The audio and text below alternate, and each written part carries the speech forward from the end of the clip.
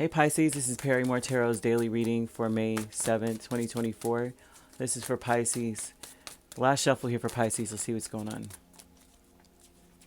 Pisces, we have the healing light and we have deception.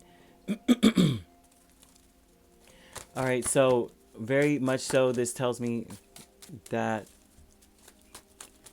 you are trying to heal from a situation where you feel like you are being singled out or something wasn't right in a situation here. There's a success energy. There's something about you disconnecting.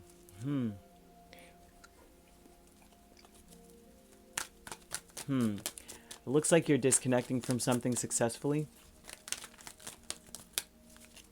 Like that's what heals you, is that you may have been kind of like giving chance after chance after chance here, waiting, getting nothing out of it.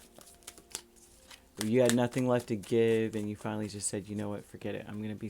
This is successfully getting what you want, but it comes from a lot of struggle here. Something fell. Hold on. Page of Pentacles. Well, the Six of Wands over the whole reading definitely talks about you made a decision here and you were quite successful. You may find out over time how successful you truly were. This looks like something that happens over time or is more evident over time. This was a struggle for you. You may have been struggling financially. You may have been struggling in love, being neglected or not getting what you needed out of a connection over time. It just still never progressed, and you're healing from that. There's a vibe of not getting the real, there's a lot of love that you may feel that you missed out on. And so with that being said, right, their deception with the Hermit and Fool is talking about how you may feel like it's almost as though someone would say, well, now you took a risk or took a leap of faith and you're going to regret it and now you're going to be alone. The deception is that you're going to be alone. You may have always felt alone. You know what I mean? And this doesn't have to be a romantic connection, but I'm definitely seeing romantic connection. The love was there, but it was not expressed or felt. It's almost the way two people having two different love languages, both speaking to the other one in a whole different language, and neither one are getting the message. The deception, though, is like, oh, you're going to be alone. Well, you know what? The thing is, I've always kind of been by myself, I felt like, kind of thing. So there's something about understanding something about that, like over time, that you would have eventually made that decision anyway. And the decision, whatever this choice is, it may be that you're taking a leap of faith, you're leaving the past in the past, moving on. Right? And it's more so what I'm seeing.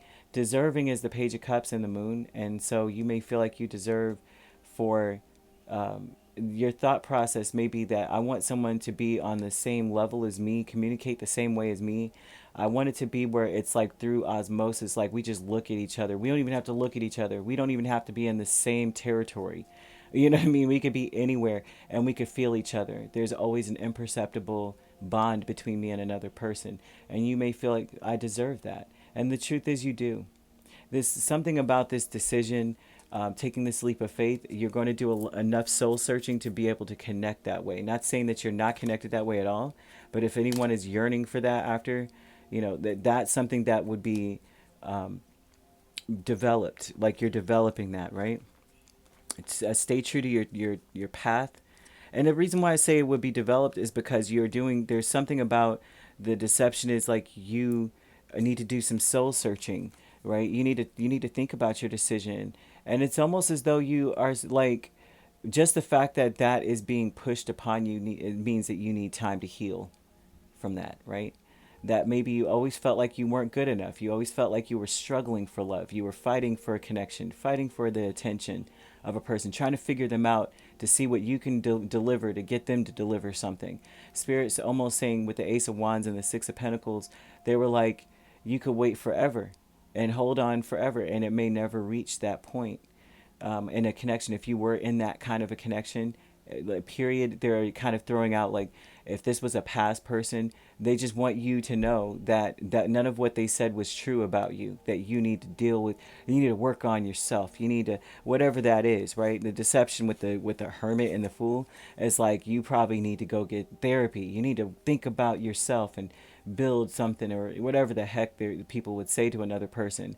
The planning and action here with this is saying that you may have done everything you could to hold on to a connection. You may have done everything you could to keep everything stable. I'm seeing a person that was waiting. So you can't wait. They want you to take action on whatever is reciprocating back to you. A lot of that would have to do with this choice that you're needing to make. There's some decision or a choice you already made. And they're saying it's whatever, if it's good, it's worth waiting for energy too. They're speaking of like a connection that's coming in is worth the wait, worth this risk, worth this leap of faith, right? This deception is not, you're not alone. The hermit is never alone. You know, he may, he's not, it's like he's not alone because he's got his own company to keep. The fool's not alone. You know, it's almost like this would be the deepest soul searching to find the soul tribe that you're meant to be around. The people that resonate with you the most. Those that it's like you just get each other. So it's never really truly alone, right? That's never true because you're still with spirit, you're still with source. Right? And so that's the deception, that you're lonely. Not really, you know. And so you could be dealing with a Cancer, a Virgo, Aries, Taurus or Capricorn, another Pisces, or a Scorpio. So you could be dealing with, you could be a Pisces Aries cusp, right? That seems to be it. If you're not dealing with, or an Aries Taurus cusp, you could be dealing with. If you're not dealing with those signs could also be in your chart. If you'd like to book a personal reading with me, my links are on my page. Peace, love, and light. Take care.